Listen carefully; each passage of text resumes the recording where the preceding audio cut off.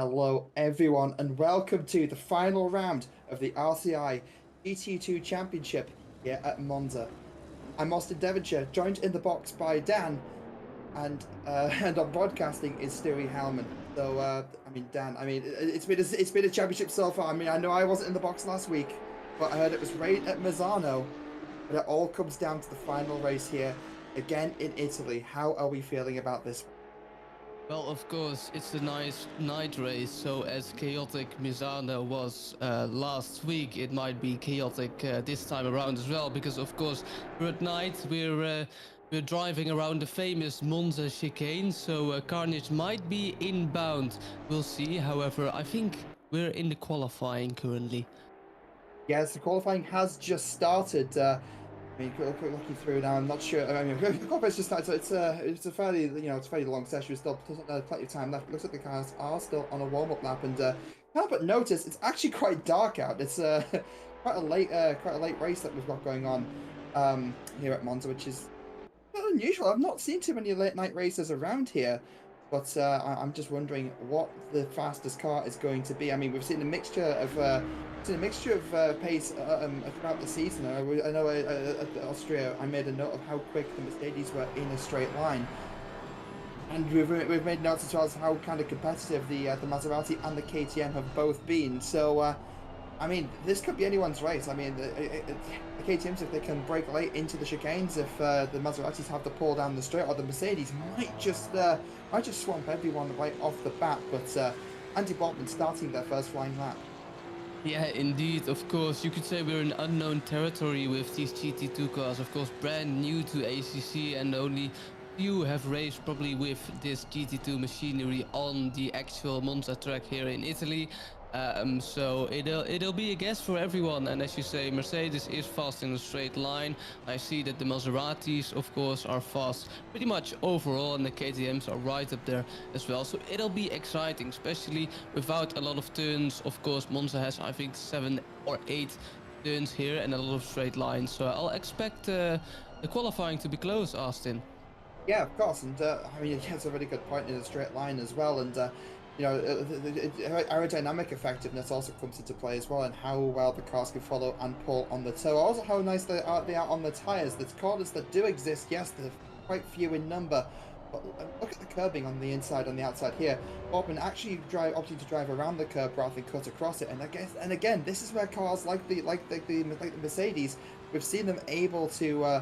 Kind of just take those curbs and ride them without getting any kind of real punishment to the car or its stability. So.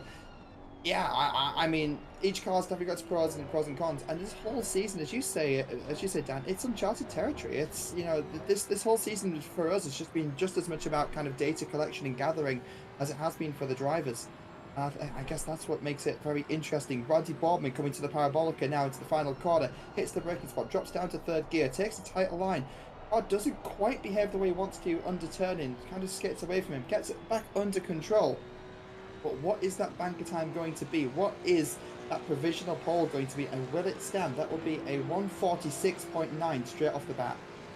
Well, it's the first time, so we'll have to wait for some more cars to see some actual relevance. That Edwards being 6 tenths behind, Skrillex coming here with a lap time 3 tenths behind, Noah Bierbach.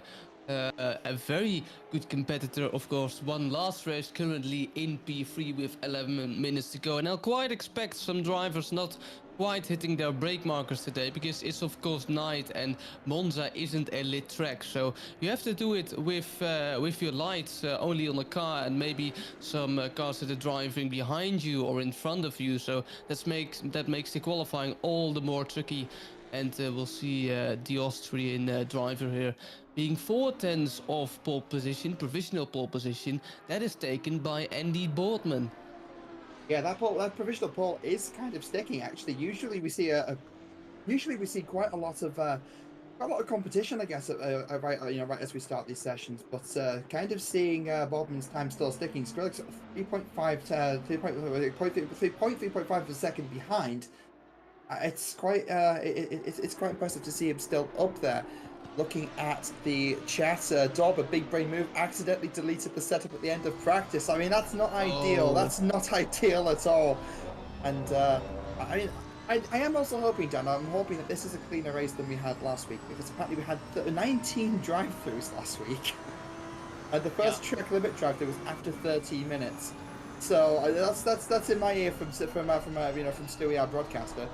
Um, yeah, I mean, Misano last week, track limits is definitely also a thing, but also is a note is that these races are not live stewarded. So, I mean, they are still stewarded, penalties will still come into play. I believe there's at least one driver that has some kind of penalty coming their way, but yeah, no, it's going to make the final results a bit more interesting.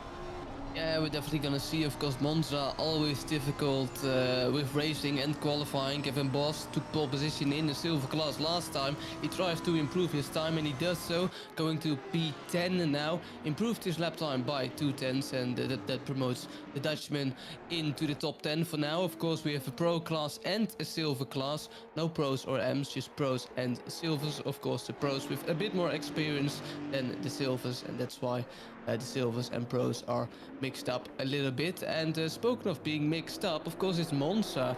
So Austin, I really do expect some silver cars maybe taking on the battle with the pros here, especially because on this track it's really difficult to create a good gap to the drivers behind in qualifying and in the race as well, Austin. Yeah, no, that's a really good point, actually. I mean, we've said it before that, the drivers in silver aren't, some of them are really, really quick drivers, and some of them are really, really good, but maybe just have that little bit extra to sort of learn. And it's, as I've said, these mixed class races, they're a really good opportunity for these drivers to sort of work, to kind of race with kind of the more established pros, and to kind of get that kind of, to improve on that speed as well as their racecraft as well. Usually there's some kind of weakness in a driver, to kind of warrant, being in a lower class. But half the time it isn't pace at all. So, but seeing these people, seeing these drivers kind of go wheel to wheel in the way that they do, it's really interesting. But remember that both of the car classes have their own set of points as well. As Bowman takes back the original pole from Rafael Huel, only 0.22 or 0.022 in it. That's next to nothing around here. Yeah, indeed, Andy Boardman last time around in round 3, and of course Misano took P2 in qualifying, 2 tenths behind the Finn driver. Matthias isn't here. I was told by, of course, our lovely broadcaster Stewie, so that's a shame, so he isn't here today, but that promotes Jordan Daly up to P3. Jordan Daly, of course, active in the midweek Masters Championship. Of course, the championship ended, but we were here for the last round as well in Monza. So both the GT3 and the GT2 championships ending here at Monza. A lovely track, beloved track, of course, as Marco Badowski, P90, goes to P16, pro driver, and might want to improve his time later on with 6 minutes to go. The temperatures are quite low, Austin, and I reckon that's good for the car's performance. Yeah, of course. I mean, lower temperature means more dense air, means more air into the engine, which means slightly more power output. And these cars do seem to really like that, as you say. I mean, M. Martin's coming on across the line in P4 there, only half a second behind Boardman. And that Mercedes kind of showing a little bit of grunt. And I'm looking down the field, and I'm not seeing too many other Mercedes. There is two more of the 48 and the 727, and the 48's kind of in pro class, but kind of lingering down in P15 right now. So maybe they're struggling to get a little bit of clear air. I mean, the slipstream is always good, especially in quali, but you don't want it to impede on your lap time by running into the car in front. The 180 crossing line again in P5. And that's 0.620 of a second behind Boardman. But again, those Maseratis just showing that little bit of dominance. Yeah, indeed. Just a tiny bit, Austin, just a tiny bit, as the Austrian Bierbach doesn't improve his time and stays P5. And what I wanted to say, what we haven't seen in any qualifying so far is that we have a different top 4. So all manufacturers in the top 4 are from a different manufacturers, and we haven't seen that so far. We've seen some battles between the Audis and between the Maseratis, but the Mercedes and the KTMs haven't really been in the mix so far.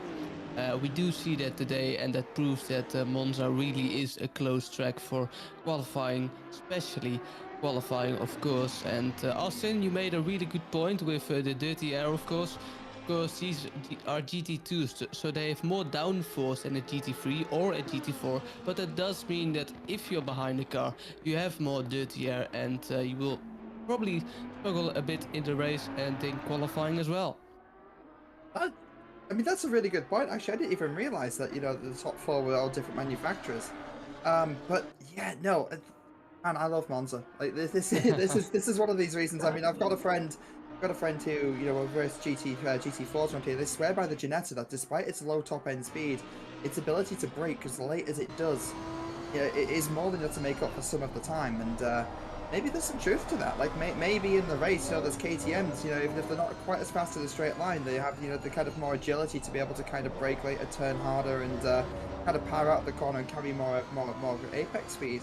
Maybe that will play true. And I mean, you can't say the KTM slow around here. I mean, Raphael Kuhl is literally, there was no time at all between themselves and the 69 Maserati of Andy Boardman. And Raphael Kuhl is sitting on P2 right now, so the KTM's hardly a slow car. So I know we keep saying like this is going to be interesting, but I really want to get into this. There's still about 4 minutes of qualifying remaining, plus a bit of overrun time. But I really want to get into this, Dan. Like, I'm really excited. Yeah, indeed, and I get the feeling we're not only in for an action-packed final race here at Monza, we're also in for a really close action-packed race here. So that does excite me. The more and more, Austin, as you say. And Miguel Martins here in P4, outcoming for DCC Motorsport, trying to improve his lap, and as his lights absolutely light on the track for the few meters be in front of him, of course. With 3 minutes remaining, time is ticking on the clock, and the qualifying is slowly but surely coming to an end. Can Martins improve his time? Currently P4 in the Mercedes GT2 over the line. He cannot for the moment. Just about. Oh, he did, but it wasn't enough to gain a position. Kevin Boss, of course, our own Kevin Boss, still driving around in P11. Did make some entries in the top 10s here earlier on in the session, but currently not managing to get into that crucial top 10. That's still P2 in class though, Dan. That's still only 2/10 behind Ricciardo, who's currently sat in provisional pole for the silver class in that Maserati. And again, we've seen that Maserati and Audi battle coming in around here as we come out of Ascari. A little bit unsettled on the curbs. And again, maybe this is just one of the cars that just can't take the curbs all that well. One thing else I'm noticing, these really cool internal cams that Snowy's bringing us. The climate control switches look like the exact same from the road car. They sort of just lifted the road car and literally just put a little bit of racing equipment in, and that's about it. It's consider these are kind of well sorted machines as well. They have more power than GT3s, or at least a bit more power in a straight line, but just less aerodynamics, as we've said multiple times throughout this season. Kevin Moss will not improve. They will improve on the time, but again, similar to Martins, not enough to pull up to P1. But looks like they are going around for another run. Yeah, indeed, of course, there's still time. Of course, Monza is a short track, but the lap times are actually quite long in GT3s and GT2s as well, as the Austrian Noah Bierbach being quite dominant in the races, and now just not able to get pole position or get anywhere close to the top 3 so far. But of course, he has a nice toe in front from Ted Edwards. He is in P7, so that might help. So let's see if the Austrian can improve his time with 1 minute remaining. Again, time is ticking down here in the qualifying session, and Austin did correct me there. I for a moment thought the GT2s had more downforce, but of course they have less downforce, and that makes Monza maybe even more exciting. Who knows? But yeah, the Austrian Bierbach still having a close slipstream and trying to make the most of it. Yeah, I mean, this is perfect for them as well. This is a really good opportunity. I mean, Ted Edwards isn't like a night and day difference in pace, so it shouldn't really run into each other, but still within the second, still within that toe. Coming up to Ascari, yeah, if Bierbach is going to improve in their time with 18 seconds on the clock remaining, so that overrun time will be needed for them. Getting a little bit loose actually through Ascari. Big cut on the curb. Maybe the Maserati is good for that, but still still a 10th up on the delta, so that's not going to be great for any improvements in lap times at all. Looking at the chat, Daily, we've got for a faster lap, but somehow the lap time is perfect at the 46.69. So, all I have to say to that is nice. Ted Edwards, 4 tenths up, according to Stuart in our ears, coming through the end of Parabolica, about to cross the line, and that will be a 46.7. It puts him to P4 overall. Yeah, I mean, 3 tenths behind Thurman Bodman. That's a great result. Galoy could be across the line as well, and that's P25. So big improvement there for big improvement there for further up the field. Yeah, of course. When qualifying tends to come down to an end, it tends to create more grip. Of course, there's finally laid some rubber on the track, and so there will be a bit more grip, and then times will slowly but surely improve, as we can see throughout the field. Keith Whiffall currently in P28. That's I think it's last currently on the grid, but who knows? He might be able to climb up some positions out of the final corner. He goes onto the line. The qualifying session has ticked 0, so you can't start another lap now. Will it be a last place for Keith Whiffall? P28. He doesn't improve so far, so he stays P28. Luke Wilson gets to P19, and it's a really good lap by Wilson there. And that's qualifying done, Austin. Yeah, I mean, it's not an easy track at all to get right in qualifying. Raphael Kuhl eventually pulling in with the pole position. That happened kind of whilst we were sleeping a little bit there, I think, Dan. Bodman was provisional pole throughout most of that. Bodman in P2, Daly P3, Edwards P4, and Skrillex in P5, rounding out the top 5 in the pro class. So that's also the overall, in fact, as well. So yeah, that's very competitive times. Like the first, like the top 10 cars all within a second of each other. Yeah, top 12 cars all within a second of each other. So it's gonna be a tight one, I think.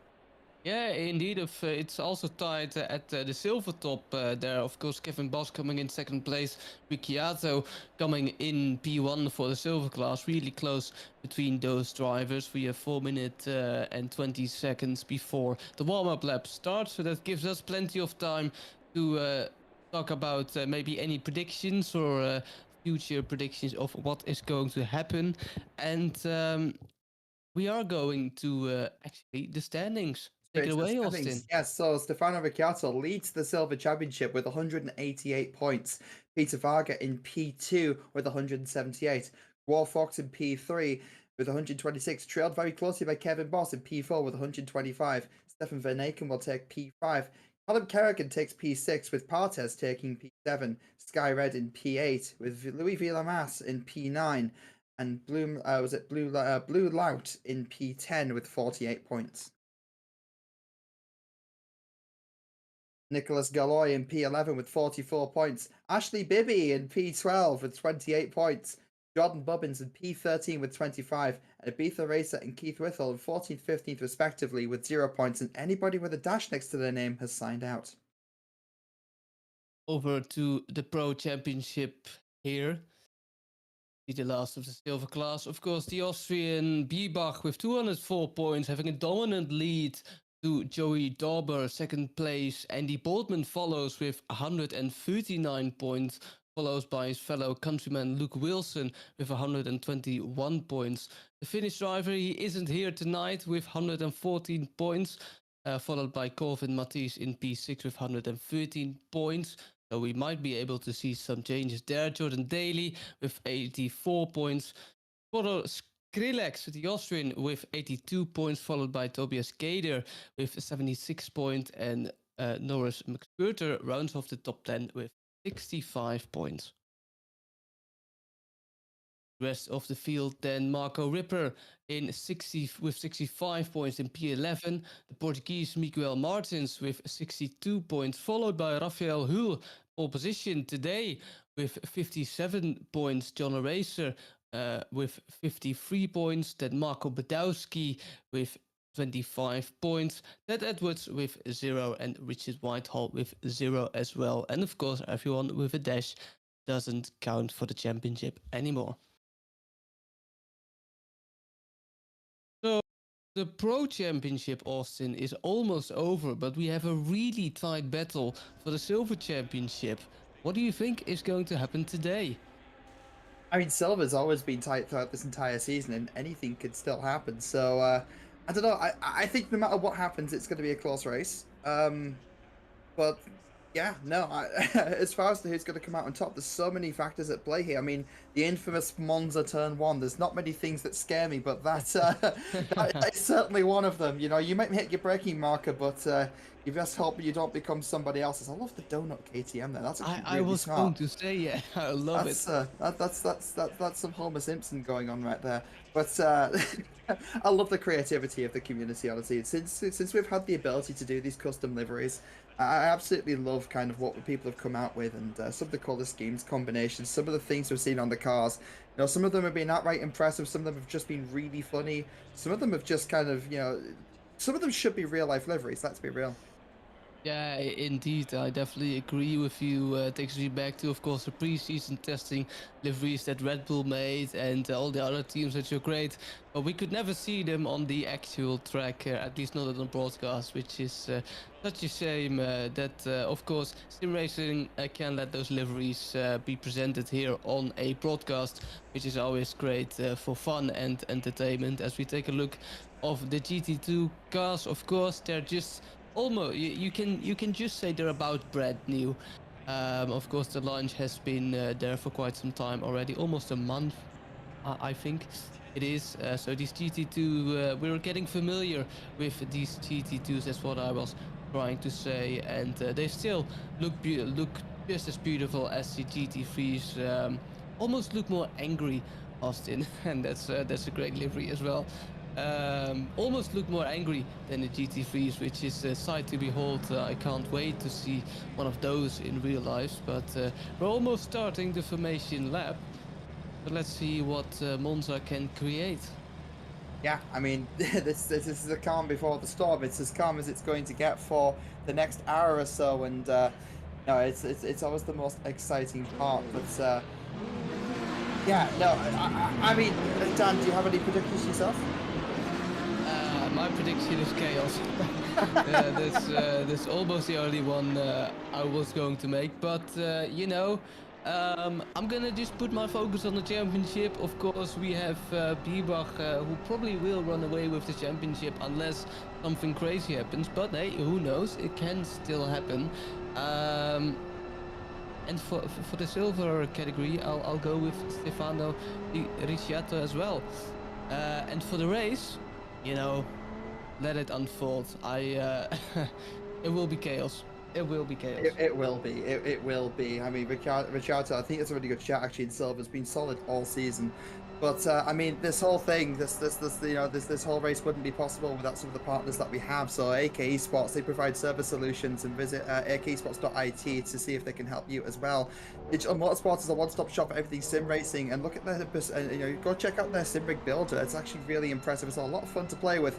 You can get 25% off of your driver coaching with driver61.com using our discount link in the description. Go setups as well will also help you put that into practice as well with esports level setups that you can raise on the sim yourself and actually get up to speed, you know, with these guys as well with them. And to top it all off, to enjoy that new sim rig and to enjoy those new setups and enjoy that coaching, there's also Fanatec. I mean, they need no introduction. So, you know, go check out the affiliate link in the description, and yeah, no, I mean, they're great. So with that all kind of topped off, and the calm before the storm as we're heading on the run down to, I believe, we're up to Ascari now. I mean, we're about to open the gates of hell, I think. Yes, indeed. And just to touch about the sponsors, of course, we couldn't make any competitions without sponsors, but we certainly couldn't make any competitions without our viewers and our behind the scenes team. So I just, especially because this first GT2 championship is almost over, I want to have a big thank you to the viewers and to the guys behind the screens who are making this all possible, because without you we wouldn't be such an awesome community, and definitely not having such an awesome GT2 championship here today at Monza, as we're rounding out the formation lap. And as you say, Austin, let hell break loose, because it's Monza, it's night. I predict some drivers will definitely miss their braking points. I really hope not. I really hope That's, not. But that's so much work. That's work for the. I mean, that's the steering department's. That's the steering Yes. department's problem. We just get to shout very loudly over it, but have a lot of fun seeing it from this awesome drone cam. Indeed, it is, of course, our beloved broadcaster Stewie giving us all the shots here today. Race is almost starting. I say, Austin, please take it away.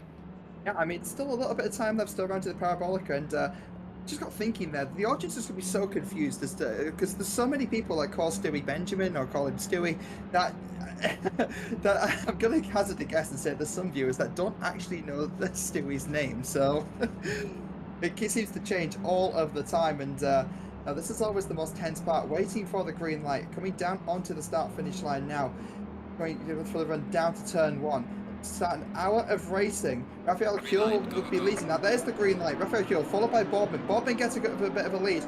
Not even a lead, but a little bit of an overlap going down on the run down to turn 1. And again, you see the KTM start to struggle. That's one of the Audis. I believe that's Daly in the background taking a look. And Daly sending it up the inside, establishing a position really, really nice and early, actually getting ahead and overshooting the braking marker. Luckily, that was the lead driver that did that. Otherwise, that could have been absolutely chaos.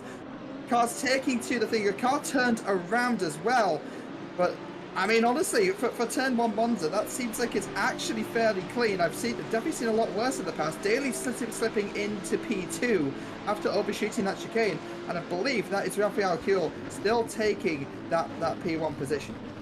Yeah, clean chicane at the front, but not so a clean second chicane at the front, as some cars go off here and there, left, right and center, and almost 3 wide, cutting the chicane there. Unbelievable scenes here at Monza, of course. I did predict something like it, and indeed hell is breaking loose at the start. Miguel Martins, the Portuguese, is now, he is the blue car in P3, I think. Yes, he is indeed, and he was just trying to fend off before. I think that's Jordan Daly. Jordan Daly, of course, fell back in that Audi. Had a great start, but just missed his braking point, as I think that's the Austrian Biebuck trying to get a move down around the outside, and that's contact for Biebuck, and he will fall down the pack as he spins on the grass, Austin. That's not ideal. Biebuck's been really solid all season, and just not able to sort of, I mean, that's obviously going to hurt. It hurts a lot. Kevin Boss actually taking advantage of all of this, coming up into P7. Stefano Ricciardo, it's set back a fair bit down the field. I mean, you had really strong predictions for Ricciardo. I think we both did coming into this race, but down into P1, P2, 3, 4, 5, 6, 7. I've been counting P7, P8 in class to the cars on the left-hand side of the field on the graphic. Richard Withall, a bit of a drone cam here. Looks like just a little bit of a hit, a little bit of a bump going into the first corner. Car rides the curb and just takes them around, and that's just really unfortunate. I mean, it does, again, it goes back to what we're saying in practice, in qualifying about those curbs. That's got a Razor making their way around. That's not the car that got turned in T1, sorry, it might have been a car rejoining the track, but it comes back to what we were saying in qualifying there, Dan, where we were saying about the curbs and some cars being a bit more compliant than others. Jordan Daly making a move for what it looks like P3. Yes, it is, taking Miguel Martins and going down into touch again, and really nice and clean. Really just to slip through on the brakes. Now that means that Kevin Boss is able to. No, that's that's Ted Edwards. Sorry, that's challenging Miguel Martins, making a way around now in that Race Ventura Audi. Difficult to spot all the correct liveries here in the night for us commentators as well. And coming back on that incident with Noah Biebuck, I don't think he's in the top 23, so he's gotta watch out for his championship. Of course, who knows who's could take that from him. But if he isn't careful and doesn't make his way back up to the field again, he could lose the championship, you know. So Noah Biebuck, really unfortunate. It probably will be investigated by the stewards, but I think the title battle for the pro class has been splashed open all of a sudden here in Monza. So let's see how that will pan out. That Edwards still in P4 in the Audi, trying to fend off Martins, and also look at Jordan Daly at the same time. So let's see if Michael Martins here in the Mercedes, of course, as you say, Austin, a high-powered car on the straight. Let's see if it can make any difference here at in Monza, as Michael Martins is closing in, but it just isn't enough for a move. And we had quite a bit of a messy start, and Stefano Ricciardo had that as well, and is now trying to move up to the field, as we see another dive from there, but I think that's Wilson in the Maserati, and completing an overtake as well, as we see some overtakes on the outside of the first turn. And Monza never disappoints. Monza really never disappoints, Austin. It really doesn't. I think the red Maserati, I think that was Partes, might actually have overshot the brakes just a little bit, and that allowed them to go through. Joe Dorber was the one that apparently tapped the back end of the I see what kind of car that was actually that got turned. It's harder in the dark when all you can see is lights. Luke Wilson under pressure as well. Luke Wilson under pressure from Badowski and Ricciardo. Ricciardo really making their way up through the field, and they've got a mounted of pro class cars between themselves and the rest of their silver field. That's a big hit in the background. There's indeed a big hit. It's Ashley Bibby, as we see a race replay immediately coming out of second Lesmo chicane, I think it is. Ashley Bibby, just chain reaction. It's just a chain reaction, domino effect, really.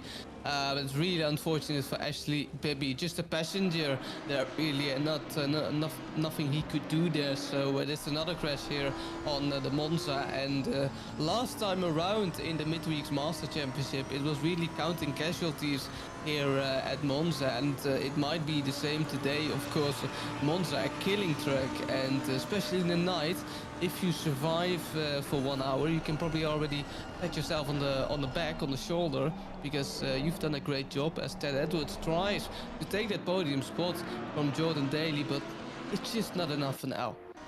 I mean, it's not enough for now, but again, it's well within slipstream, well within slipstream distance, and still the race has only just started.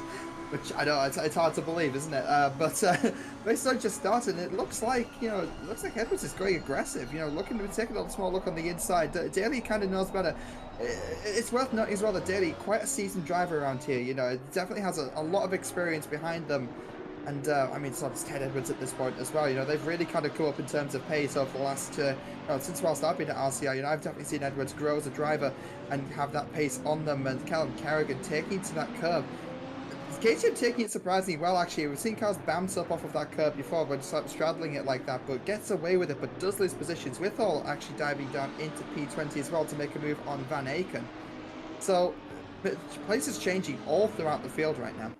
Yeah, and that's what I love about Monza. That's what I love about a big field of cars, Austin. There's a lot of things to do, and ourselves as commentators almost can't keep up. Luckily, we still have, of course, a broadcaster, and with 35 minutes still to go, and with the action we've just seen, of course, as you say, Austin, the race just has only started, and you wouldn't believe it. Andy Boardman here now might have a slight incident. Ooh.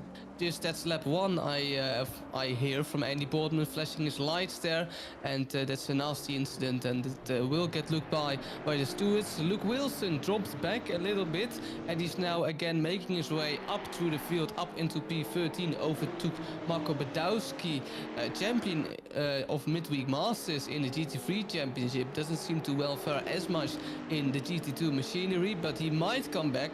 That is again Marco Badowski. It's not Marco Badowski, it's actually Partes, and that's the Dutchman. Is the Dutchman gone off? Has he crashed? What's happened there? And it's a nasty crash. A little bit of contact there, just kind of bounced the car into the wall, and we saw something very similar with another driver at Austria, actually going down into T3. And again, this is the thing where this thing I've noticed about these cars and this game in general, but these cars seem to be kind of worse for it, in that small touches will result in kind of like really exaggerated movements. So you really got to be careful just to kind of give the cars next to you some space, and that's Bubbins just kind of lighting the rear tires up a little bit there, sending it around and then being helped around even further in the 65 Maserati. again, just like small little things going on here, like just start to feel like small mistakes leading up into big consequences. We look at that thing, with Ash Baby coming through the second Lesmo. A little bit of contact on the rear, sort of like sends the car behind him into this kind of almost uncontrollable sort of slide, and then kind of runs into Ash. As a result of that, small, tiny misjudgments. But again, this is just what Monza's like. It's such a small circuit with not a lot of overtaking opportunities. You really have to sort of commit and plan these moves out, and there's not any space for hesitation.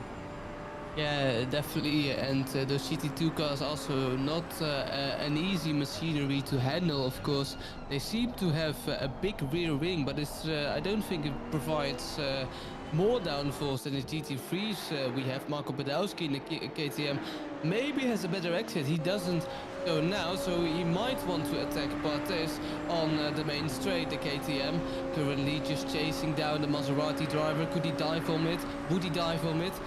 What is he going to do? Maybe for a last look, he just makes him aware, makes Bartes aware that he's in the mirrors, and just waits his opportunity for now. But what I was getting at, of course, these GT2s, they might seem to have a big rear wing, but they have more power to the rear wheels, of course, and that makes for an awful, well, almost traction issues. You probably will have those here as Andy Boardman tries to take the lead. That's exactly, yeah. Jordan, I say, little things going on. I saw two cars on the track map, to the 55 going slow as well. I think there might have been something with the 65 and the 55 on the back straight. Andy Boardman making a move on Rafael. That is Rafael Hill. That is the donut KTM, and that is Boardman in the lead. But Jordan Daly with fastest lap so far, so keeping themselves in the fray. And KTM, again, is it going to suffer in a straight line? We'll have to see on the run down to Paravolca. Actually, Rafael looking at making a move coming down here, but not quite close enough to make anything of any value happen. But again, this is still a long race. There's still that mandatory stop as well. Still that mandatory stop for tyres as well. So we'll have to see how these cars burn up that rubber. But again, Jordan Daly just there in the background as well. An interesting, coming down to T1, actually a bit more of an interesting thing to note. Kind of, is Rafael close enough to do anything? Not quite, but is able to sort of, if they can pressure Boardman and just kind of keep pushing those buttons, maybe that will also open up an opportunity as Dorber is making their way around. That's a Razor in this. Yeah, that's a great move Dorber did there. And it's 3 wide coming down to the first corner.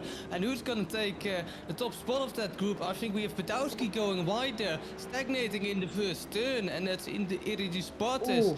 Now chasing Badowski. That is in fact Marco Badowski. I'm not sure who went off in the first corner, but that was an awesome moment of racing there. 3 wide coming down to the first turn there, and it all seemed pretty safe apart from the wide going in turn 1. Now a B-Buck championship leader tries to make his way up to the pack. Of course, he needs to retain as much points as he can, because if he doesn't, he might lose the championship. And we have some more action-packed racing as the Audi of Van Aken coming down to the inside of the first Lesbo there. Can he take the position of, I think that is Richard Whithall on the grass there, but Van Aken takes the position, and so does B-Buck. So a great fight, a great old school racing here at Monza, as we see some more action here with Miguel Martins, the Portuguese, diving down the inside of the outside of the last corner and trying, Austin, to take that 4th position. Yeah, I mean, it's a really, really tough fight for it. Looks like Martin's actually going slightly wide, but again, might be able to put the power down sooner. Just look at the difference in straight line speed here. I know there's a slipstream as well, but you just saw for just a moment how that Mercedes was catching up to the Audi. Set themselves up on the outside. Audi sort of straying onto the line a little bit, but Martin's not quite able to make the move happen. Something that's Kevin also making a move now. Skrillex having to take to the escape road. And there's so much going on. There's actually something I want to mention a few laps ago, that in that T1 Bedlam, that Bedlam amongst the silver drivers was really good news for Ricciardo, actually, because Ricciardo's now on to the back of Bartes. Obviously, they had a bit of a rough start. Martins finally makes that move stick, by the way, going down into T2. And you see how the AMG just eats that curb without seeming any downside at all. Skrillex making a move onto, I believe that is Kevin Boss. Yes, it is, the 31 Audi. Finding a way around, and hope, you know, might even find a way of staying in front as well. But Ricciardo, that rough start, currently in P4 in class overall, so a potential to actually catch up. That's Beer back again. Oh, Actually made contact with the. Yeah, this was the battle that I was on about. A few laps ago, T1. You know, that cluster of cars that got involved. That was Beerback that went wide, and a little bit of a sloppy rejoin, honestly. But yeah, no, that was Ricciardo that really benefited from that. yeah, indeed, and of course, Bebak, we said it before, and I'll say it again, but he's fighting for the championship here, and he can't afford to make this many mistakes again, because he might lose the championship, but of course, that's still far-fetched. We have 45 minutes to go, and anything can still happen at the Monza we are driving at night, of course. As we see here, top 10. And I was going to talk about Kevin Boss. We need to give him a little bit more praise. He really seems to find his feet here in these GT2s. Did good in the Midweek Master Championship and is now doing great in the GT2 Championship. As we see an off by Ted Edwards there. Was it braking? Oh, it's just a weird moment with Martinez, I think the Portuguese it is, and Ted Edwards, somebody also cutting the chicane behind them. So a lot of going on, and I said it in qualifying, you know, a lot of drivers, I wouldn't be surprised if a lot of drivers just miss their braking points by maybe a few meters, but in Monza that's already enough to upset your braking point. Miss the chicane, miss a corner, in fact, maybe go on the grass or the gravel a bit too much, spin your car around and cause all sorts of trouble. And that's the problem that night racing causes, really. But it's great to see for us action, of course. So yeah, let's see if anything more of that happens. The pit window has just opened. It's a long pit window, Austin, 30 minutes. Yeah, it really allows drivers today to sort of play with strategy as well. You know, you don't have to just dive into the pits as soon as the window opens. You really get the opportunity to sort of wait it out a little bit. You know, kind of keep racing the cars around you and react to whatever strategy they want to, whatever strategy they want to use, or just use something that works for your cars. If you're carrying damage, you know, it's good to kind of get it in nice and early. I mean, speaking of nice and early, that's G Fox as well. That's just come in with in the 972 KTM. They've actually served their currently in the pits, but has served their has served their mandatory stop. Bit of a flash there from Daly. Not happy about something that Raphael has done. Kind of might be the fact that Raphael kind of came across the line a little bit. Maybe Daly felt that was a bit egregious, but no, Daly still chasing down Raphael, and I mean Boardman not exactly pulling away either. This three-way fight for the top three steps of the podium, like this is still on. Yeah, and it's lovely as well as Norris McSquirter goes to the outside with the beautiful livery, of course, a little bit of contract, but Wilson makes it stick around the outside. The 420 Maserati over, I think that's a little bit of boarding, loses a bit of time, loses a lot of time compared to P12 that is. Look, Wilson, yep, a little bit of contact, but he could make the move, but it's just a little bit of boarding on the inside there, as you can see. Oh no, it's just the curbing, and he loses a lot of straight line speed, and so his promotion up to P12 needs to wait a little bit. But I wanted to say, last time around at the Midweek Master Championship, Jordan Daly told us he's a fan of Monza, and he's showing it again. He has the fastest lap, and he's currently in P3. So yeah, maybe that's a little bit, Austin, of a little bit of a spark of motivation, that if you like a track, you're more motivated to maybe drive, or more motivated to get a good result. And Jordan Daly clearly showing it. There's some kind of spark with Monza. Sure, like if you like the track, you know, you're gonna get more engaged in the sort of battles that are going on around you. You're gonna fight, you know, with a bit less. You're gonna fight with a bit less sort of strain on a bit less of a mindset of, you know, wanting to give up quite as easily. You know, especially if it's a track you're good at. You know, where you kind of want to just kind of, you know, show that you're good at it and sort of stick with the pack. I mean, as we say that, Raphael Kuhl actually set the fastest lap over the course of that last one, but I wonder how long that will last. It looks like as the fuel drain starts to happen, they'll be trading fastest laps as Wilson comes into the pits, as does Ibiza Racer exit the pits, having served the mandatory stop. That's Vida Mass also serving their mandatory stop. So that's 3 drivers that are currently pit. Miguel Martin still chasing down Ted Edwards and actually barely close at this point. We know how scary that Mercedes is in a straight line, so we'll have to see on the run down to Parabolica. Is that going to open up an opportunity for that 62 Mercedes? Who knows? We need to see. Michael Martin's still in P5, and I just wanted to talk about the pit stops currently. Of course, we've seen GT3s have a lot of downforce, they have a little bit of less power than the GT2s, but the GT2s, as mentioned, more power, less downforce, which makes it harder for the tire to kind of preserve its new state, and therefore, I reckon, Austin, and correct me if I'm wrong, we have a bit of we have more tire wear, of course, and that makes the struggle for grip more and more difficult here, especially compared to the GT3s. Yeah, that makes sense.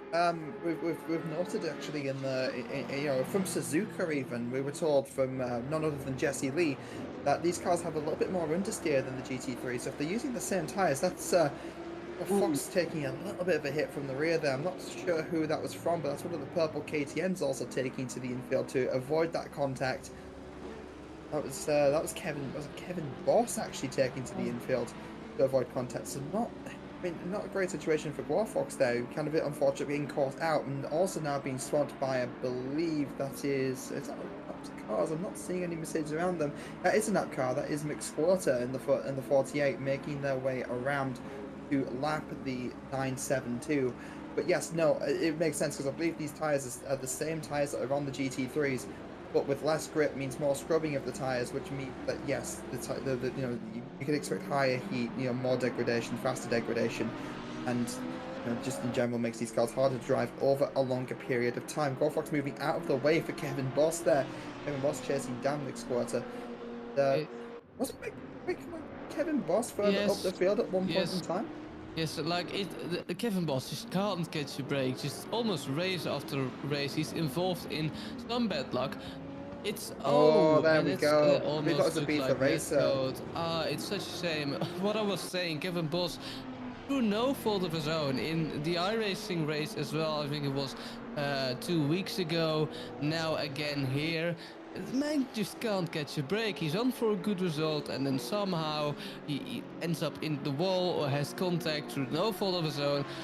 Kevin Boss just can't catch a break. He was on for a great result. I hope for the poor lad he can catch a break in future races.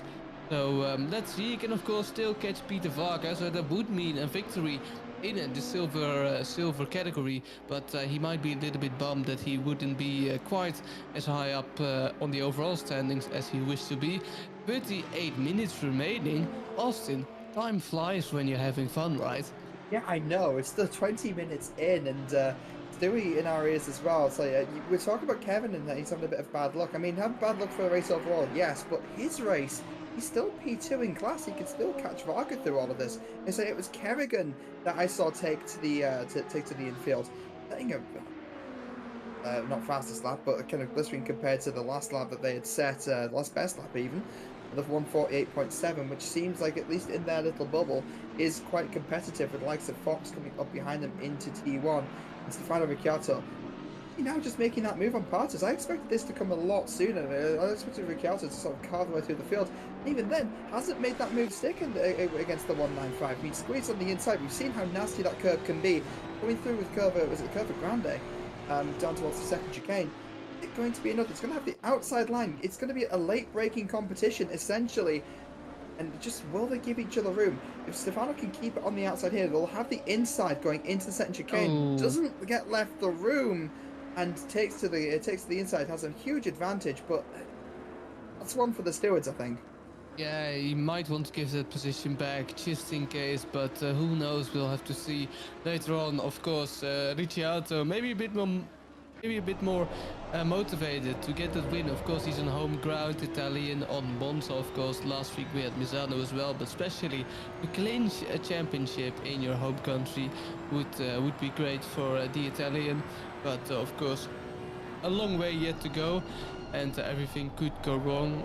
We saw, of course, earlier in the race that everything did go wrong for the current pro leader in the championship, the Austrian Bebak, currently in P19, just got overtaken, I think.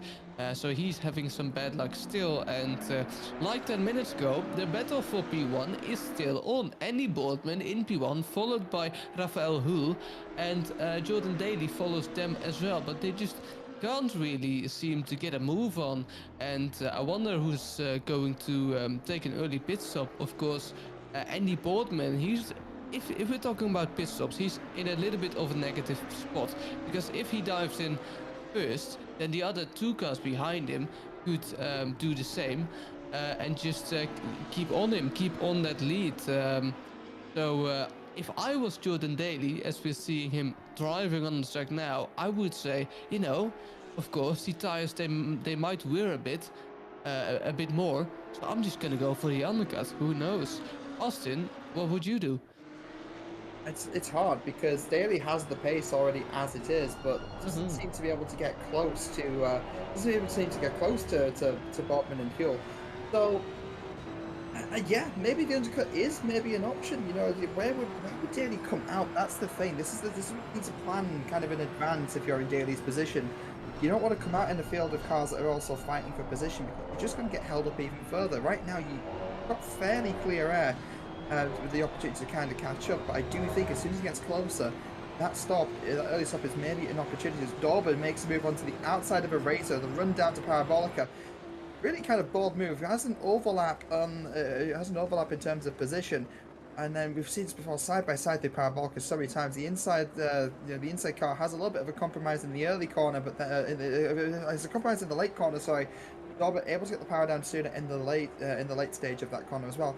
I get a bit confused in how my geometry works, but no, the car's still side by side going down into T1, and it's just going to come down to who can brake later. It's a drag race to the first corner, and as you say, who can brake later? Dorber on the outside has the inside now. Can he make the move stick? Has he has a better exit of a racer? There's still bars side by side, Austin. It never stops with these two. John Eraser now on the outside for Seconda Variante, and yeah, let's see how this battle ends. Dorber on the inside, John Eraser on the outside. Who can break the latest and who will bail out? John Eraser will bail out for the moment. He could have to switch back to the Lesmos, however it seems, as he's flickering with his lights, he just lost that position, Austin. I understand the frustration at losing the position, but from where I saw that looked fair as that looked fair as anything. Like that was genuinely good racing with what we've just seen there, guys. For the first time, as Dorber got slightly wide, which will slow them down the main straight. And here, this is I think the Bodman in third. What's happened to Bodman? They were leading this race, and now they have dropped back. I mean, here we got a bit of a race replay. Courtesy of Stewie. Daly. Yeah, okay, lost it in the Esmos, and the Lesmos by the looks of it. So, yeah, no, that's Bobman losing chunks of time. Brought Raphael back to the lead. Daly still chasing down, and again, maybe this is a reason why Daly, maybe shouldn't have done the, maybe argument for Daly not doing the undercut, because now they're back into the middle of this pack, but under pressure from Bodman once again on the run down to Parabolica. Bodman making that early stop, in fact. So, yes. Leaving it down to Daly and Huell to kind of make up the time, which actually makes sense because it looks like that's a lot of traffic ahead of them. Yeah, and I was just going to say that it gives Andy Boardman the perfect opportunity for the pit stops to maybe get an undercut here, as he does so with 32 minutes remaining. Of course, he needs to drive a few laps more, but he really needs to heat up his tires now and just go as quickly as possible. And I can see the GT2s taking a little bit more of the second chicane there, a little bit more curb. That's surprising, I haven't seen that before, as Hull is now really getting a gap in by Jordan Daly. Despite Jordan Daly having the fastest lap, he is chasing Hull now, and the gap doesn't seem to get any closer. Andy Boardman almost coming out of the pit lane. It's a long stop here at Monza, and we haven't counted in the fact that, of course, the pit stop is in a on a very long and fast straight, so you will lose a lot of time in the pit stop, maybe compared to other tracks. But let's see what Andy Boardman can make of this. Can he get his tires up to temperature pretty soon? Let's see if he can retake the lead. Yeah, this next lap is going to be absolutely critical for Boardman because he's going to have to try and make up the time lost. Again, this is what I was kind of fearing as well at the same time here. Look at the traffic ahead of him, and he's only 4.3 seconds behind the likes of Whittle. It's a 24-second gap between Whittle and the next car ahead. There's a little bit of clear space, but not an awful lot. Jordan Daly actually just swinging into the pits now, as well as Ted Edwards. So Daly kind of responding to Boardman pitting. Raphael Hughes is opting to stay out for the time being. I mean, they have the clear air. You know, they've got the kind of pace and the kind of the comfort of being in first position to kind of on their side. But they're going to have to, again, they're going to have to put in fast laps to stay ahead of the likes of Boardman, because Boardman has an opportunity here on the fresh tyres. Fresh tyres, less fuel even, because again, if you've fueled for the race at the start, you know, maybe compromise the start of your race with a heavier car and then have a lighter car towards the end. You've got fresh tyres, half fuel, and a big opportunity here. Bit of a weaving there to kind of warm up the tyres. Boardman still chasing down. Actually, now that's a Beetha racer ahead. Yeah, no, that's an Audi. That's an Audi ahead. Yeah, that is, I think, a lapped car, so he might want to get out of the way anytime soon. Andy Boardman, of course, has a nice slipstream, so he might take it as well. As you see, Jordan Daly is the car in front, coming out of the pit lane, and Andy Boardman could overtake him on the outside, braking now, and has overtaken him, asking for P2 in the race, I think that is, yes, and that is indeed huge. And Jordan Daly needs to warm up his tires now, so the gap won't be any closer in this lap, not at least. So we've just seen a great strategy play there by Andy Boardman, and I think Raphael Hull might want to make a pit stop as well here. No, he doesn't. He stays out. Really interesting, and with 29 minutes to go, it's all to play here for the lead in the race in the final round here for the first GT2 championship at Monza. And let's wait and see. That's huge. Now it's just going to come down to where Raphael comes up when they make the stop. Only 14 minutes left to make it, but I mean, that's Boardman making that position back. I mean, Dan, have you taken up some kind of clairvoyance, because you saw that coming from a mile away? You were the one to call the undercut in the first place, that maybe Daly should have taken the option, and now that you know that they haven't and the undercut's been used against them. Yeah, Boardman has gotten ahead, and I mean, we've been told in our ear as well, a bit of a prediction from Dewey. Dewey actually reckons this is bad news for Raphael as well, because Raphael now kind of on a bit of an island, you know, with those old tyres running into traffic. Maybe it's an idea for Raphael to respond to this sooner rather than later, but again, they've opted to stay out for the time being, which means they are going to potentially be losing that time. But either that's a lot of confidence and they've got some kind of strategy that we don't know, or they're going to be in a lot of trouble later on in this race. Look at Jordan Daly trying to overtake Andy Boardman again, just pitted, but is now fully on the attack on the outside of the first turn, on the inside of the second turn, and just running Andy Boardman there wide, flickering with his lights there, not happy about the overtake of Jordan Daly. But fact remains, Jordan Daly is now in provisional P2, and that's absolutely massive. Daly is not leaving. I don't want to word it as Daly's not leaving any space, but they're not leaving anything on the table. And there's the response there, Dan. There's the response. There's Raphael, our race leader, making their stop a few laps later than the others on the undercut. Most of the field actually having taken that, maybe seeing the same thing coming. And I mean, we won't know exactly who's going to come out where in the silver field as well. That's another fight as well that we've kind of been neglecting a little bit with the fight for this top three. And we'll have to keep an eye on where Raphael comes out. But right now, Boardman in P6, Daly in P5. Are really getting elbows out between these two. You can tell there's been no love lost since the beginning of the season, let alone this race. And this is going to be fun. Yeah, indeed it is. It's a replay of... There's a little bit of contact, actually, there, Dan. Yeah. Yeah, indeed, a little bit of contact, and yeah, let's see how the stewards on that react. Of course, no live stewarding, but we will get stewards when the race has finished. So Andy Bodman might not be too happy, but we're approaching pit lane here with 26 minutes to go. Can Rafael Hull keep his P1? He's exiting pit lane, and he might have done so. Maybe Jordan Daly and Andy Bodman have lost enough time to. Big Rafael Hull, and yes, indeed. Wow, it's the gap is almost 3 seconds. Look at that, it's massive. Of course, he still has cold tires, but I think Jordan Daly and Andy Bowman almost ruined their strategy by fighting each other at the first turn, and Rafael Hull still maintaining the lead. Yeah, that was a quick stop actually. That's several seconds faster, and maybe that's just the advantage of putting maybe a little, I don't know. I don't know. It depends. I'm guessing they've took fuel and just having that little bit less. That little bit less fuel to go in towards the end of the race was just enough set. I don't know. I genuinely don't know. But that is a far quicker stop than everyone around them, and actually might have worked out in their favor. I'm a little bit gobsmacked at that actually. I'm. Or it's just been suggested. I'm going to drop Stewie in this one. The other two might have just gotten it slightly wrong. So that's also a potential. It's also a possibility. Maybe he'll just got it very, very right. But Raphael will keep a hold of that lead. Likes of Varga, Partis, and Van Aken still having to make a stop. We're currently top 3 leading the race, but very, very much provisional at this time being, which that'll be interesting to see where they come out, because Kevin Boss did have an opportunity, was running P2 in class. Kevin Boss with the opportunity to take the silver win here today.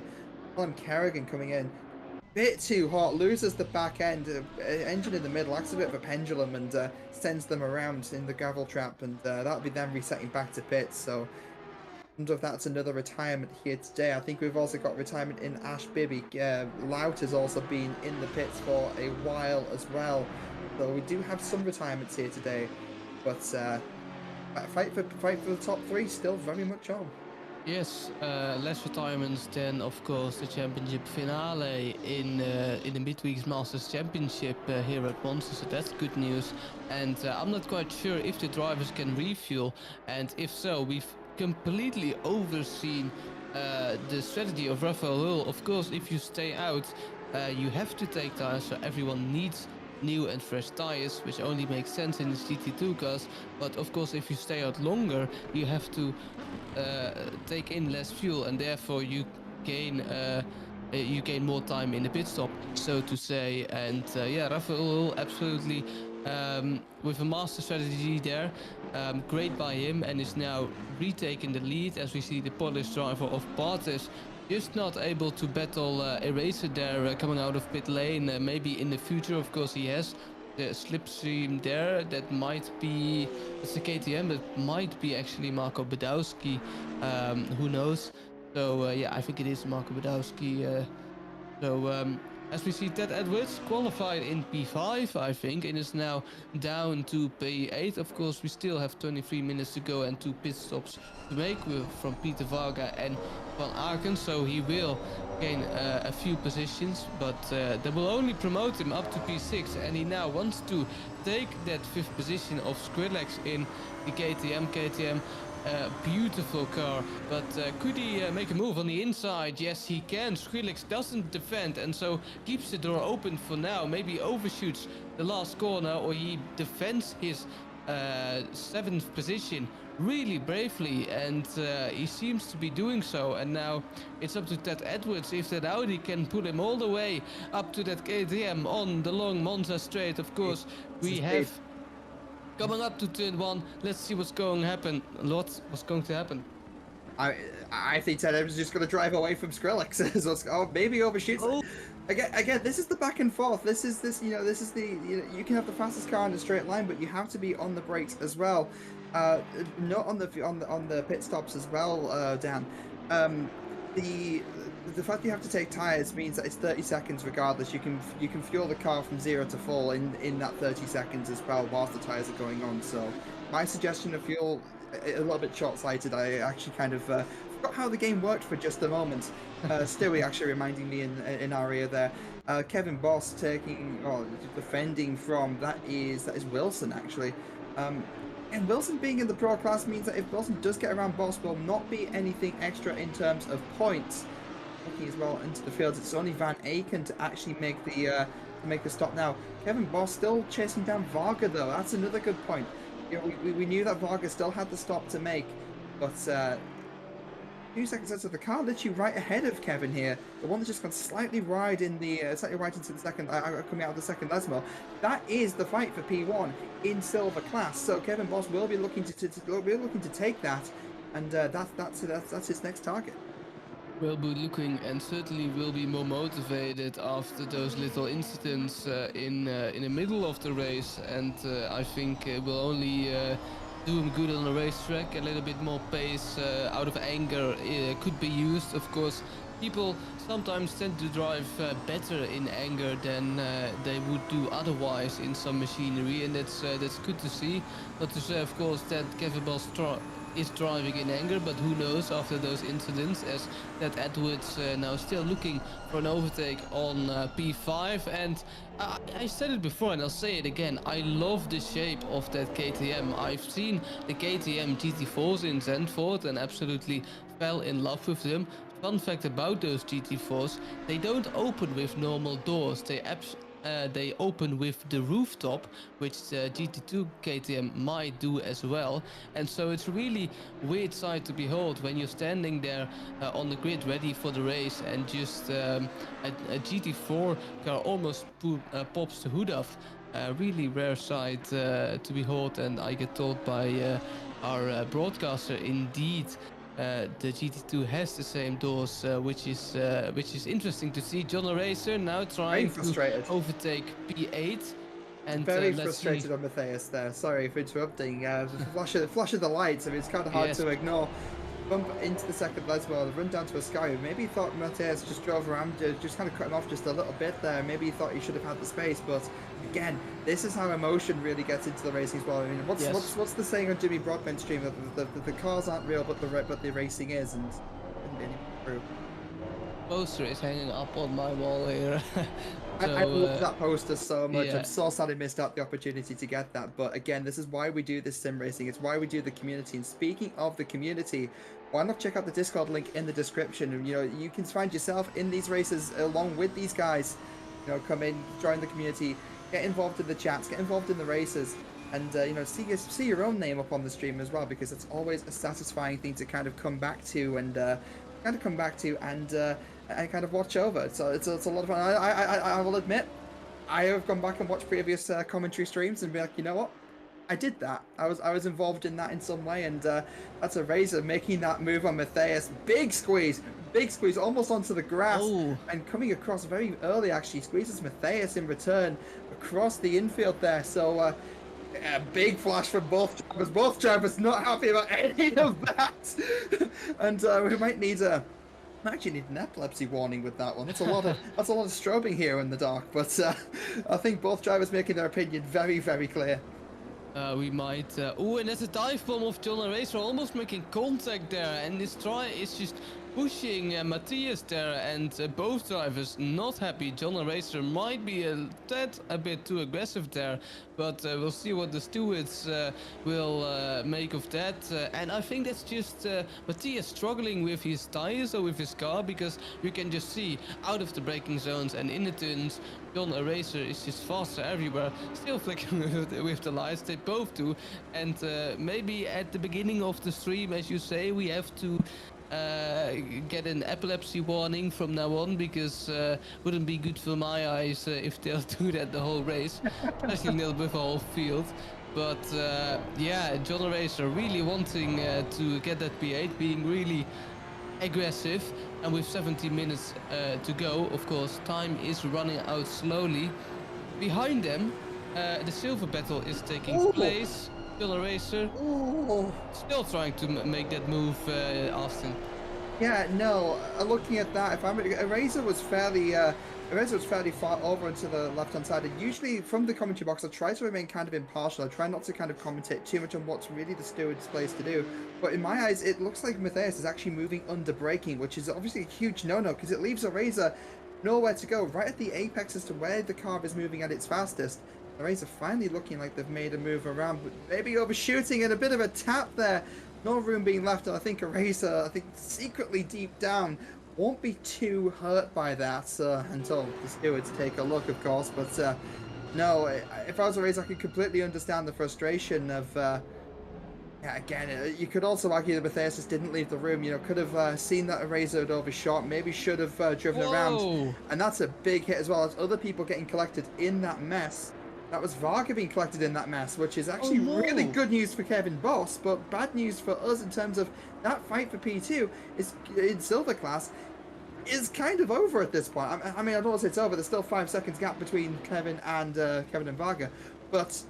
Yeah, here we go. Here's a bit of a replay. T1. It looks like Matthias tries to turn the car around and run straight into the Varga. No, that's oh the man, that's heartbreaking. Yeah, that is indeed heartbreaking, but Peter Varga, as it stands, I think still has the championship, only 10 points between them, so Ricciardo really needs to get a move on if he wants to retain his championship here at the Monza Speedway. Kevin Boss in P9 has made his way up again. Kevin Boss can't really get a championship anymore, at least not that I'm aware of. Still, of course, P1 in the silver class, so that'll do him good. Could be overtaken by Wilson there. Wilson in the Maserati, Kevin Boss in the Audi. How fast is that Maserati in the straight? We'll see. Possibly faster than the Audi, and it's a drag race all the way to that first corner at Monza, but that Maserati isn't fast enough to keep up with the car of Kevin Boss there with 15 minutes ago. Wilson probably wants to get a move on here, but Kevin Boss remaining in P9. But yeah, coming back on that silver championship, Peter Varga is still having the championship in the balance here with 40 minutes to go. Of course, still a lot could happen, but it looks to go the way of Peter Varga. And yeah, let's see how these battles unfold. I can notice, of course, still not enough to be completely quiet, but the field is spreading out just a tiny bit more. Of course, it's an hour-long race, so that's natural. But the battles being a little bit more widely spread around the racetrack, and we are beginning to notice that as Luke Wilson is still at the back of Kevin Boss.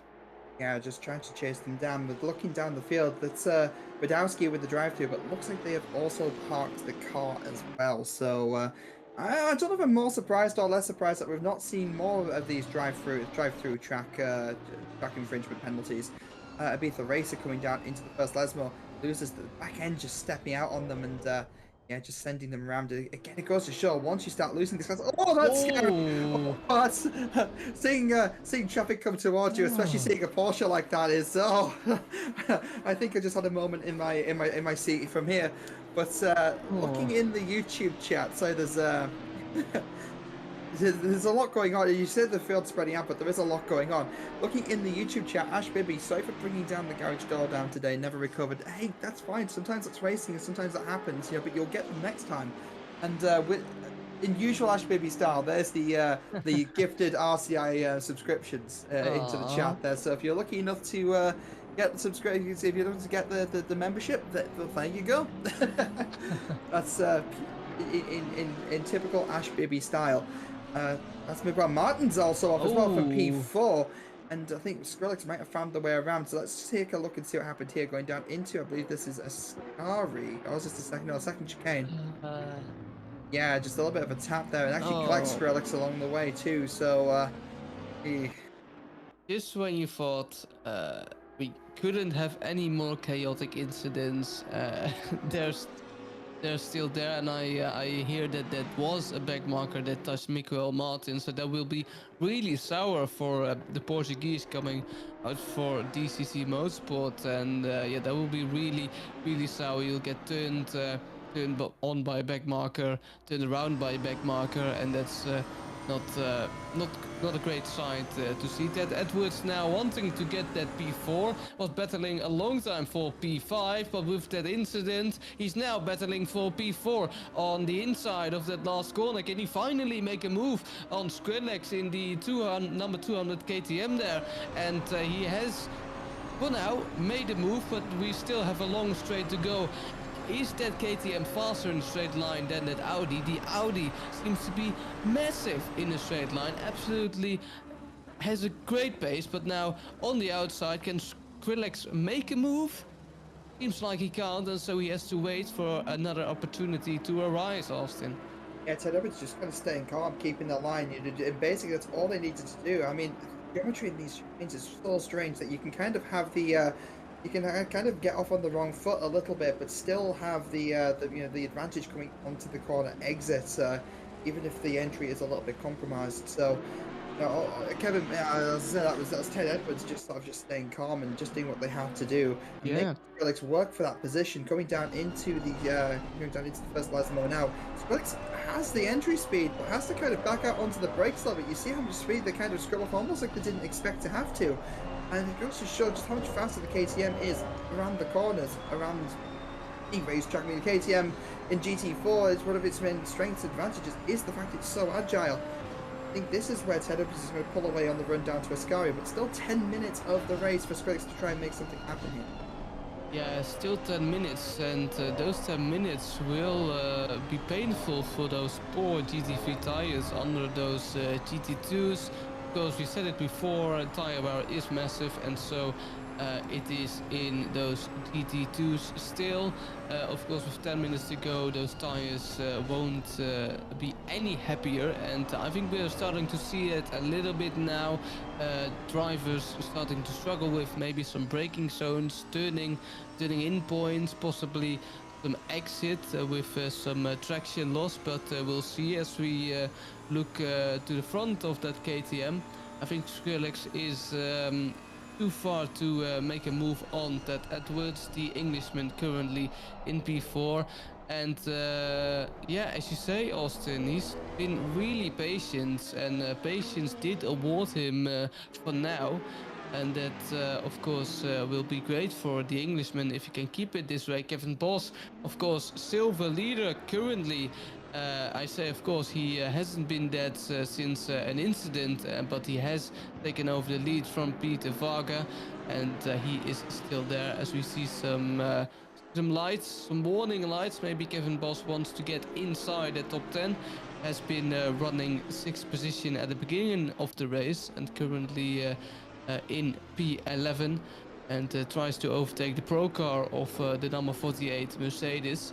And it seems that the race has... I wanted to say the race has dialed down, but it hasn't. Kevin Bos all into the action now, approaching the first Lesmo, trying to attack that Mercedes, and Peter Varga is coming around to look as well.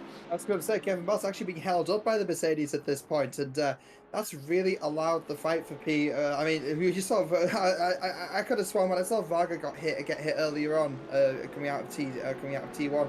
I'd have called it. I'd have bet money on that being the the race for P1 for silver done and dusted. But no, here we are, and Varga caught up to the back of Kevin Bos. Kevin Bos being held up a flash of the lights from Varga on the run down to Ascari. Again, a lot of emotions running quite high in this race here. We've seen a lot of the light flickering, a lot more than I could say I've seen in other races. But on the run down to Parabolica, again, I do wonder what strategy on these cars are. You know, I do wonder how they're feeling right now, because they've got to be feeling a little bit worse for wear, even after just half an hour of running on these tyres, especially for the cars that stopped fairly early on. These tyres at this point in time will be about as old, if not older, than the tyres that came off the cars originally after making the first stop. So this is where the cars are going to feel at its worst. Yeah, indeed they will, and again, it might show. And not only now, but especially in the later stages of the race. And I'm curious if I think that Birbach could hold on to his championship currently. I think he's just about in the points, but I'm not quite sure, as we see the Polish driver Bartes trying to overtake the Audi of Richard Whithall. Of course, Richard Whithall racing with his son Keith Whithall today. Always nice to see. And Bartes still making the father doesn't make it easy for the father. So let's see if the Polish driver, the number 15, no 195 Ferrari, can do anything with 7 minutes to go. The track is cooling down, 18 degrees, wind is 10 kilometers, so that's a pretty feisty wind as well. Austin, maybe some drivers have been affected by that today, who knows? And yeah, well, the fight for the lead has anyway cooled down, Austin. We saw a big fight for the lead at the beginning and at the mid stages in the race, but it seems that almost the number 21 KTM of Hill is the winner, almost. Yeah, I mean, Raphael's kind of been dominant almost from start to finish, really. A bit of a squabble at the start and a bit of a fight with Daly and Boardman in the early stages, but that pit stop has just worked out for him. I mean, watching that gap between Huell and Daly, actually, kind of hoping, you know, that fight opened up again, because everyone loves to fight for the lead, especially in the final race of a championship. But in fact, Raphael's just opening that gap up, and again, it's just down to potentially just not overdriving the car. I mean, yes, Daly has fastest lap, but how consistent are those times, you know, in the last couple of laps, where Raphael just kind of seems to be putting in those really fast, really consistent times, and that gap's opened up from the last time I looked, just 3.5 seconds. Now it's 4.6, so that's gained at 1.1 seconds just by driving away. When you're in the lead of a race, that's the best thing you could ever ask for, and Raphael has that. I mean, look at the gap now, 5.4. Raphael's just driving away, and again, Daly kind of did the same to Boardman, a 1.8 second gap. They were on each other. In fact, Daly actually overtook Boardman for position after the pit stops ended, and now almost a 2-second gap between the two of them. So, yeah, they're just driving their race, almost kind of consigned to the fact of, you know, there's 5 minutes of the race remaining, and maybe, you know, that. So unless something big happens, that fight is almost done and done. Kevin Boss still trying to find a way around the 48, around the 48 Mercedes.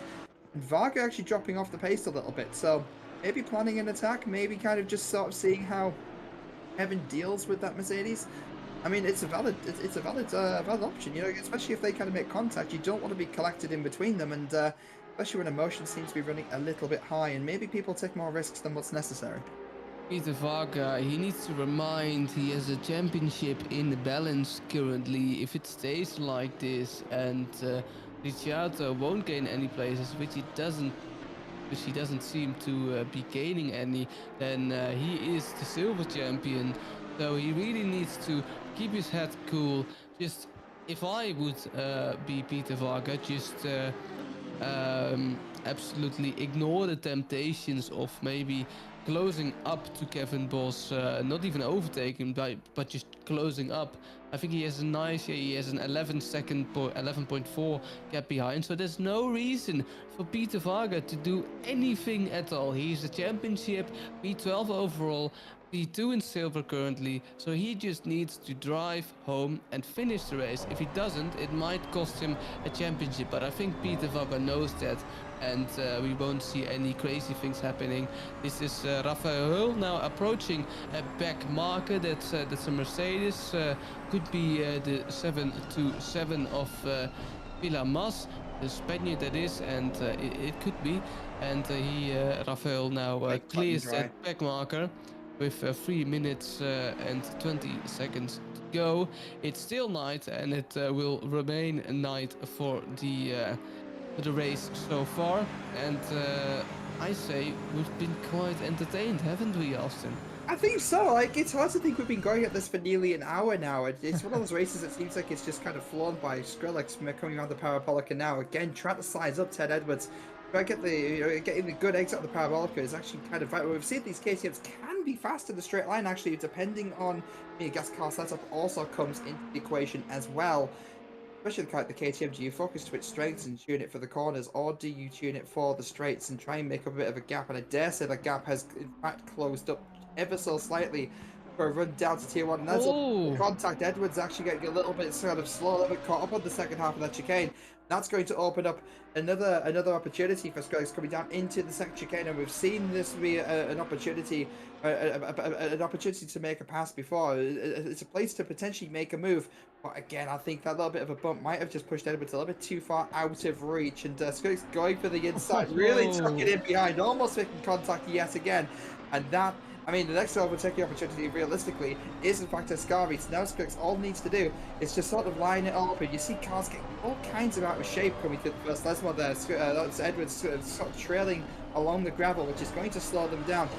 Great to give Skrillex a really good opportunity. It's great for the gravel themselves, but again, I think just got caught a bit on corner exit, and that's going to be Edwards just pulling away just slightly. look at Ted Edwards sliding his car, trying to survive the later stages of this race and trying to get that P4. And that's Skrillex off. The Nice. PTM driver just misses his braking point or tries to avoid Ted Edwards. Will he lose a position? Who knows? But Skrillex trying his best to overtake, but oh, and that's a great save as well. Just to be said, but that's the fight for P4 done, I'm afraid. And it was going so well for Skrillex. He looked like he had the upper hand in the later stages of this battle for P4, but sadly it all fades away by I think an own inflicted mistake, really. And Martins, the driver in P6, could be all over the back of Skrillex with those dirty tires still, of course. Touch the grass, touch the gravel, and your tires won't get happy from that. Norris McSkirter in P10 with 14 seconds to go. Austin, time is ticking down. Yeah, that is. Sorry, I'm just trying to process that just a little bit. It looked like Skrillex just got a little bit kind of swamped with nerves a little bit. I mean, you got you got like a minute to make a move happen, but that is McSquirter making their way around. I believe it's a back marker that took to the infield there. Or was it Wilson? Was it no? Wilson's 2.96 ahead, but yeah, no, that is Wilson in the Maserati. Sorry, Raphael Huel coming through Ascari now. Back to McSquirter, actually making a move on to Wilson. There we go. There's the live timings you see at the top left there.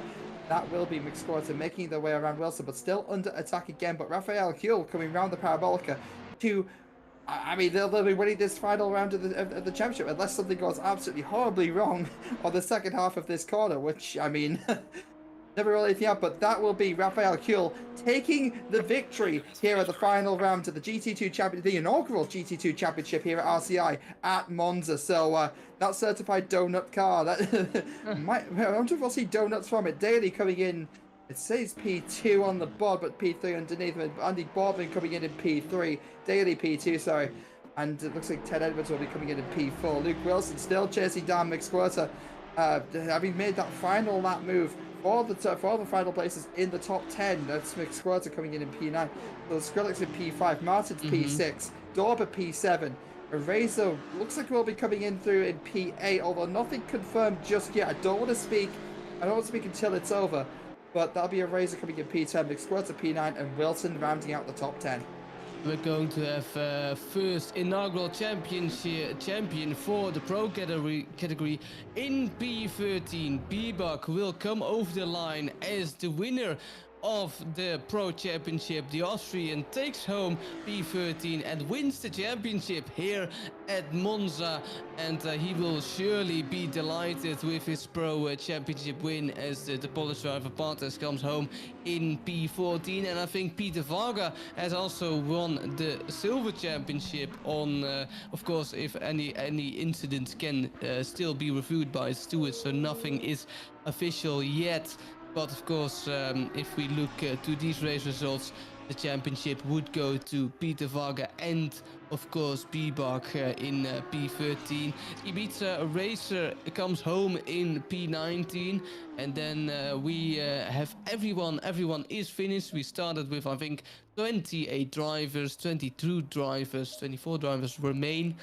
And we've had a great race, Austin. I think we did. No, I have to agree. I mean, that was brilliant from start to finish, and we actually have more of this action coming up. So if you've enjoyed this, First of all, thank you for joining us. Secondly, kind of hit subscribe, hit the bell, and keep an eye out because Monday we've got the TCX and the GT4 multi-class. We've got the Sebring 2.4 hours coming up. That is on the 9th of March, I believe, and the World Tour 2024 also starting up soon alongside the KTM Masters. So we've got, again, the fun never stops. I mean, it's all like tonight, and I mean, I'm still getting over. I'm still processing it. What a race! Yeah, indeed. What a race. As chaotic as Misano was, as chaotic as Monza stays, of course. We had plenty of action, plenty of dive bombs, plenty of crashes, plenty of offs, plenty of corner cutting. You can name it, and everything happened in this race. Truly a sight to behold here at Monza with these GT2s. And I think a great end to the championship as well, of course. I think we missed Peter Varga getting the win in the silver class for the actual race. And if my eyes didn't deceive me there, Kevin Boss also lost the second position, maybe. Who knows? We'll see at the end results. But yeah, that was a hell of a race. And it went by so fast, as we said before. If time flies when you're having fun, isn't doesn't it? And it was a prime example of it today. And that's just it. I mean, again, from start to finish, it's been great. I mean, you can't ask for too much more from a final race of the season. No, indeed, as we see some race replays of the start here, of course, we'll see some dive bombs, we'll see some crashes. Of course, we go almost 4 wide there in the back, but awesome race replay. The Monza always chaotic, as it probably always will be. And I think I hear from Stewie we have Peter Varga in the green room, and he of course joined. He of course won the silver championship and the silver race. So let's see what Peter Varga and maybe some others have to say. Yep, let's pull them through now. So, give me a second. It's of course There we go. there is Peter Varga. Peter Varga, you've won the championship and you've also won the last round of the season. You must be delighted. Yeah. Oh, this one. They say the first ones are the best, but oh god, it was very tight. Oh, Well, as we can hear, you're really happy. Of course, you were P2 in the championship before entering this race. Did you expect it? did I expect it? I knew I had to do it myself, being 10 points behind. Something had to happen, some sort of something. I knew on pace it was going to be tough to get back 10 points, especially when 4 points are given for pole position. It was going to be very hard to bring it back, and I looked slightly on the points system before the race. Mm-hmm. And I just thought, okay, it's possible. Before, anything can happen, it can be possible. You know, in the qualifying, he got the pole, which I was slightly annoyed. Maybe I could, but it is what it is. What happened, but Indeed, you've won the championship as shown on screen with 243 points. I think that you're 7 points in front of Stefano Ricciardo. So again, congratulations. I'm gonna turn you over to my partner in crime here, Austin Devonshire. Do you have anything to add? I mean, I think you've asked all the questions that I was going to ask anyway. This always happens when we do driver interviews. But yeah, no, I guess to add on, really, just congratulations on the silver championship. I mean, I feel like the silver championship is just as hard fought, if not even harder than the pro class sometimes, because it is so saturated with drivers. So, you know, it's no easy task. So massive congratulations on that, and congratulations on the win today and the final lap overtake on Kevin Boss. I think we kind of missed it on stream. We didn't realize it until afterwards, but I mean, you guys had a pretty big fight towards the end there, and that looked like a lot of fun. Uh, I don't know. I had all the feelings, but I don't think fun was there for the final thing. When I came out of the pits, I just see I managed to lose 6 seconds. It's like, no idea how he did that, but you know, on the first stint, I saw that I was able to match him there and thereabouts, so I had good feeling about that. And then someone decided to have absolute meltdown, something, and decided to rejoin head-on on the racing line. One, I don't know why the person thought it was a good idea, so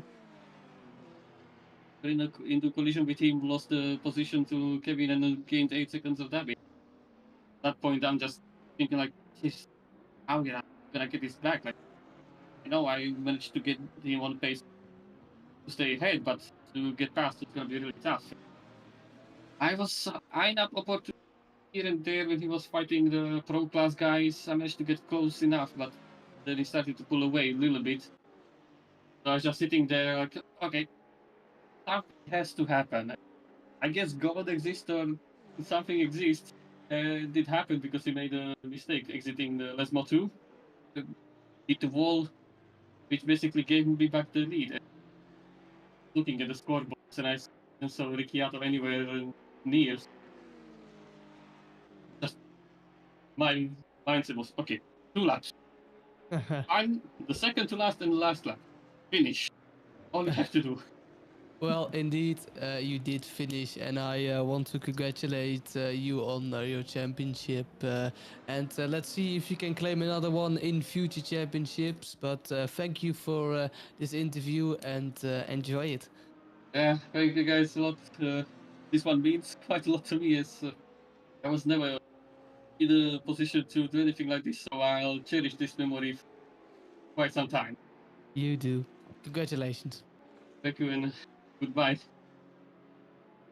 We also have Noah Beerback in for an interview as well. So the overall winner of the championship, I believe, once everything balances out. So Beerback, Noah, here we go on the stream on the screen right now. 229 points, winning the championship. How does that feel? It's great.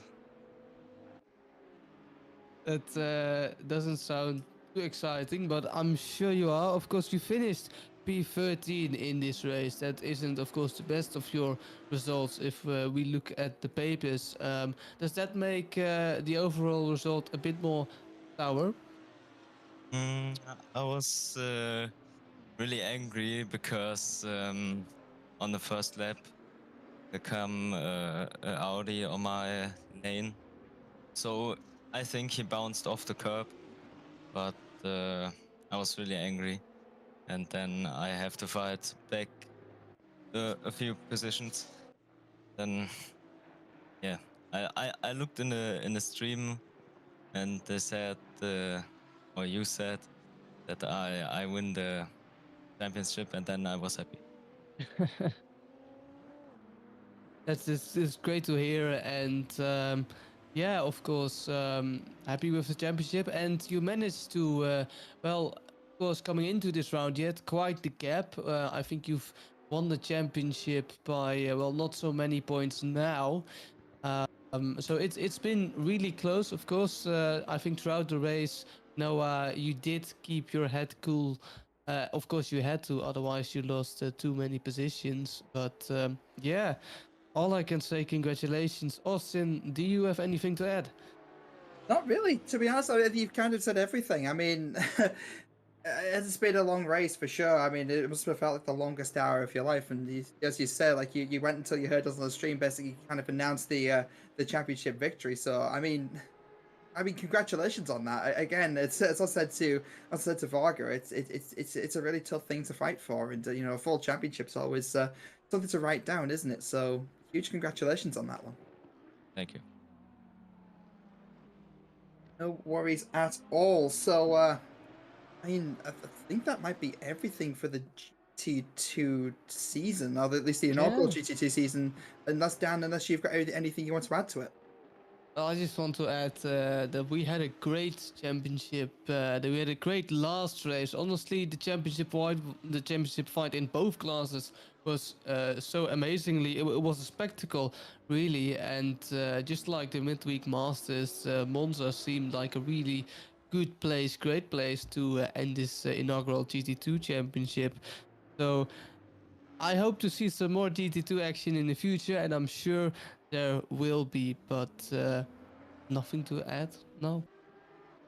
Okay, cool. So with that, I mean, thank you for the audience for watching. Obviously, hit subscribe, hit the bell, keep an eye out on the championships we have coming up as well that I read out just a moment ago. Once again, just to kind of go back to the start of the race, a big thank you to our partners, AK Esports, Digital Motorsports, Driver61.com, with that 25% off driver coaching in the discount code in the link in the description. Go setups for all the esports and safer setups, and a big thank you to Fanatec as well. So with that, we'll catch you guys next time, and well, good night.